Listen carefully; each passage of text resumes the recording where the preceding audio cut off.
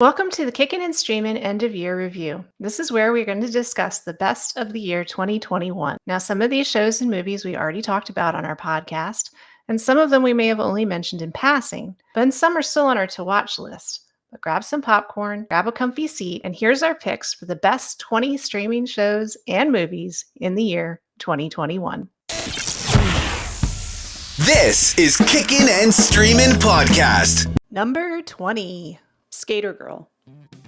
Netflix movie Skater Girl is a coming-of-age story with an original twist. Set in a remote village in India, the film follows Purna, a local teen living a life bound by tradition and duty to her parents. But when London-bred advertising executive Jessica arrives in the village to learn more about her late father's childhood, Purna and the other children are introduced to an exciting and enticing new world via the scope of a skateboard. Determined to empower and encourage their newfound passion, Jessica sets out to build the kids their own skate park, leaving Purna with a difficult choice between conforming to her society's expectations of her or living out her dream of competing in the National Skateboarding Championships. We talked about this sweet movie in our June 22nd episode and how engaging and truly endearing it is. On number 19, we have Made for Love by HBO Max. Adapted from a novel of the same name, HBO Max's Made for Love follows Hazel Green, played by the beloved Kristen Milioti, as she escapes a 10-year marriage until she realizes her husband, a tech billionaire, has fitted a chip into her brain. He can see her every move and track her down to negotiate their marriage. Hazel searches for freedom with the help of her dad, played by Ray Romano, who himself is in an unorthodox relationship.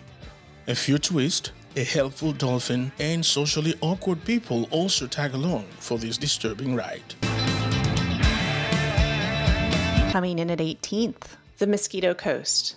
In the Apple TV Plus series based on the book of the same name, we follow Allie Fox, a brilliant inventor, anarchist, and narcissist who lives off the grid with his wife, Margot, and their 2 teen children. When the government catches wind of their location, the Fox family flees to Mexico, where they run afoul of a cartel and must use all their cunning to make it to safety. With its ambitious scope, The Mosquito Coast is a gripping, visually striking, and sometimes shockingly violent family odyssey that is worth a watch. On 17th place this year, we find Reservation Dogs by Hulu.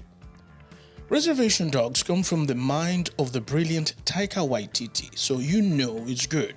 The Hulu comedy follows Elora, Bear, Cheese, and Willie, indigenous teenagers living in rural Oklahoma.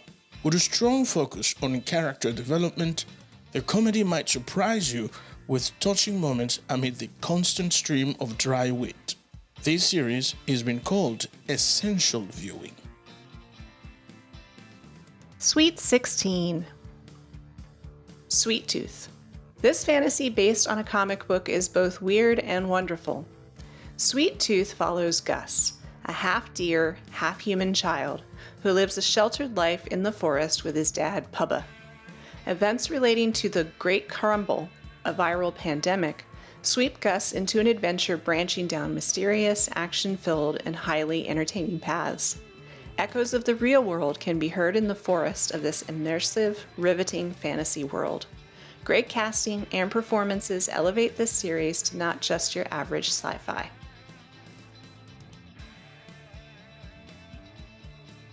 Number 15 on our list is The White Tiger. Nominated for an Academy Award, Netflix film The White Tiger has beautiful production values along with a great cast which distills the film's topic of class and indictment of the caste system of India. We discussed this one at length on our April 5th episode.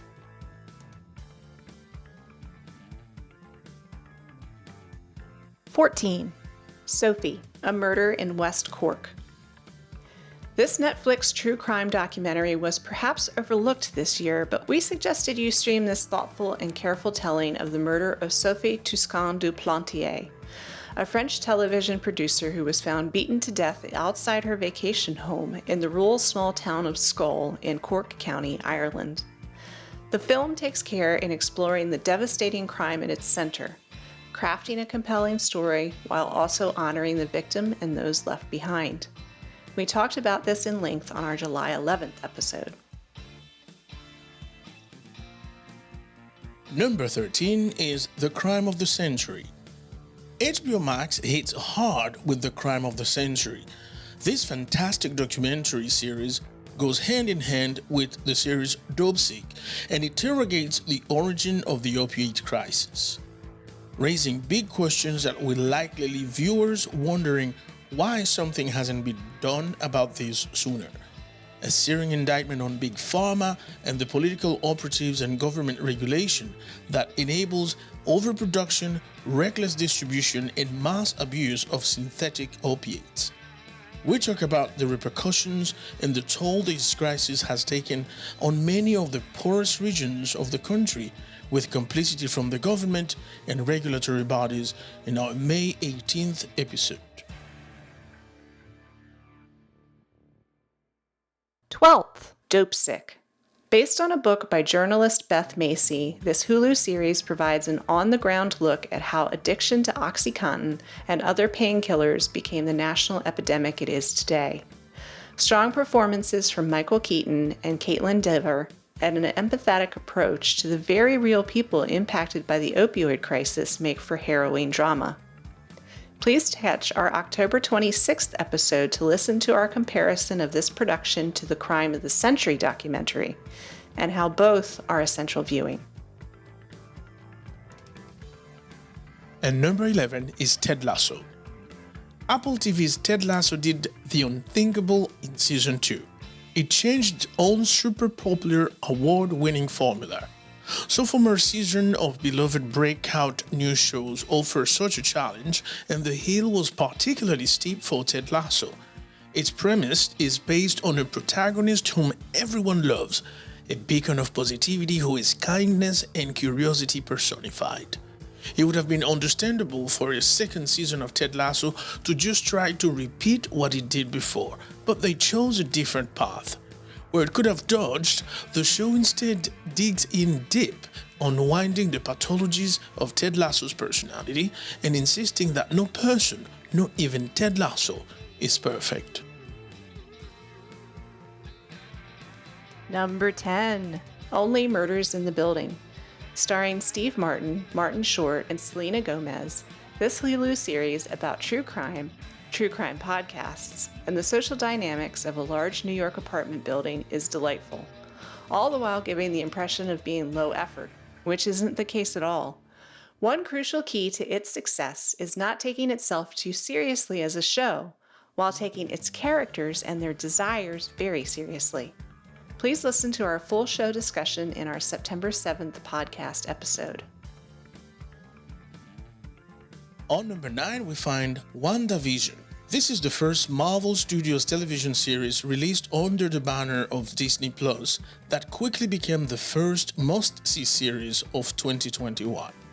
With themes of grief and confinement shown through a mix of TV show history, mystery drama, and Marvel mythology, WandaVision simultaneously appealed to Marvel diehard fans and as well as viewers who don't know what an MCU is. 8th, Passing.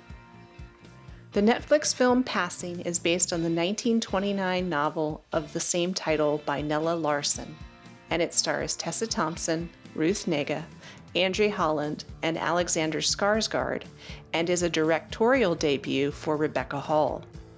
This movie is a delicate but powerful piece that explores the intricacies of passing, which refers to African Americans who had skin color light enough to be perceived as white. We discussed this film with our special guest Erica Starkey on November 16th, and we invite you to listen to our impressions and praise. On number 7, we find It's a Sin. Based on true events, the 5-part HBO Max series is set from 1981 to 1991 in London. It depicts the lives of a group of gay men and their friends who lived during the HIV/AIDS crisis in the United Kingdom. Written masterfully by Russell T. Davies of Doctor Who fame, It's a Sin hits so hard because of how alive it is while dealing with so much death. Radiant performances from a brilliant cast gave equal amount of joy and sadness. Number 6. Lupin. Back on January 26th, we were ready to give the crown of Best Series to the fantastic Lupin. A Netflix production, lead Omar Sy effortlessly hits every mark in this engrossing espionage thriller that lives up to its source material and then some. How the legend of Lupin has not made it into the English-speaking consciousness given the similarities of Lupin to other characters in English-speaking folklore such as Robin Hood, Simon Templar, and even Sherlock Holmes is mind-boggling. Fast-paced, exciting, and beyond entertaining, this series really does live up to the hype.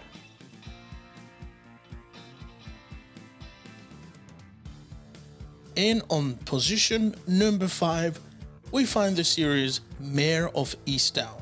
It wouldn't be a best of streaming list without Mare of Easttown. The series seems to be inescapable, and it's for many very good reasons.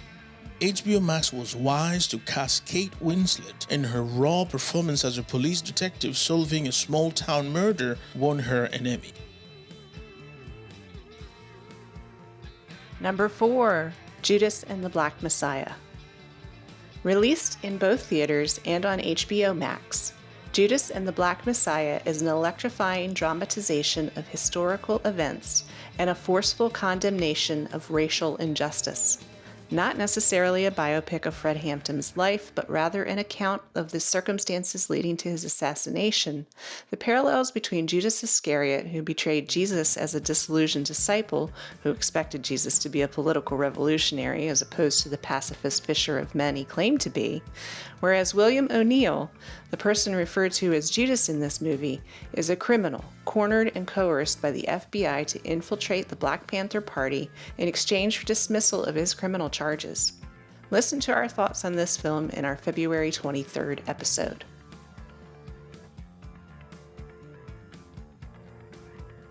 And on number 3 is Hacks, one of my favorites. This 10-episode HBO Max series about a legendary comedian, Deborah Vance, played by Jean Smart, attempting to work with a cancelled young TV writer played by Hannah Einbinder, is an astutely scripted study of two women from vastly different generations realizing they have more in common than they think.